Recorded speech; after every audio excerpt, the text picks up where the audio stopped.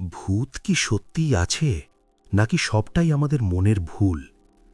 আমি নিজেও কোনোদিন এসবে বিশ্বাস করতাম না, যতক্ষণ না আমার পৈতৃক ভিটে কলকাতার প্রিন্স আনোয়ার শাহ রোডের কলাবাগানে সেই ঘটনাটি ঘটেছিল। আমাদের বাড়ির ঠিক পেছনেই ১৯৪২ সালে তৈরি হওয়া এক বিশাল খ্রিস্টান কবরখানা। বিকেল হলেই পাড়ার সবাই সেখানে আড্ডা দিতে আসত, কিন্তু সন্ধ্যার আবছা আলোয় সেই চেনা জায়গাটাই যে কতটা ভয়ঙ্কর হয়ে উঠতে পারে তা সেদিন প্রথম হাড়ে মজ্জায় টের পেয়েছিলাম। দিনটা ছিল ফাল্গুনের এক মিষ্টি বিকেল। চারদিকে শিমুল, পলাশ আর কৃষ্ণচূড়ার মেলা। আমি ঘাসের উপর বসে একা প্রকৃতি উপভোগ করছিলাম। লোকজনে ঠাসা কবরখানাটা সূর্য ডোবার সাথে সাথেই কেমন যেন ফাঁকা হতে শুরু করল।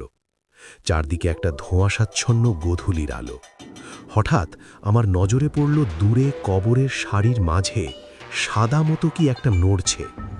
প্রথমে ভেবেছিলাম হয়তো কোনো গরু হবে, কিন্তু না, ওটা একটু একটু করে আমার দিকেই এগিয়ে আসছে। মাঠ এখন পুরোপুরি জনশূন্য। আমি একা বসে আছি।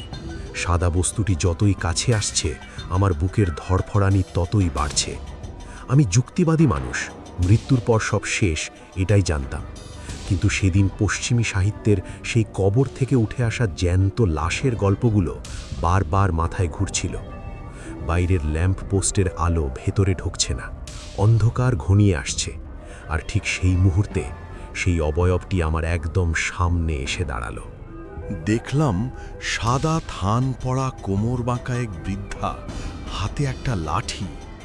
আমি সাহস সঞ্চয় করে জিজ্ঞেস করলাম, কে আপনি, এখানে কি করছেন? বৃদ্ধা আমার দিকে তাকালো।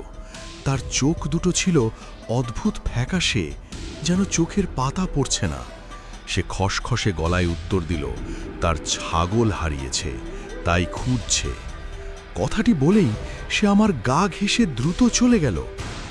আশ্চর্যের বিষয়, একজন মানুষ পাশ দিয়ে গেলে যে বাতাসের ঝাপটা লাগে আমি কিছুই অনুভব করলাম না।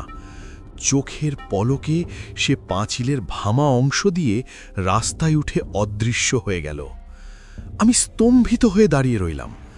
পরে সেই কলোনিতে গিয়ে অনেক খোঁজ করেছি, কিন্তু কোমরবাঁকা সেই বৃদ্ধার হদিশ কেউ দিতে পারেনি। আজও নিজেকে প্রশ্ন করি, তবে কি আমার সারা জীবনের বিশ্বাসটা ভুল ছিল? সেদিন আমি যার মুখোমুখি হয়েছিলাম সে কি রক্ত মাংসের কেউ ছিল, নাকি কবরের কোনো অতৃপ্ত আত্মা? উত্তরটা আজও রহস্য হয়েই রয়ে গেছে।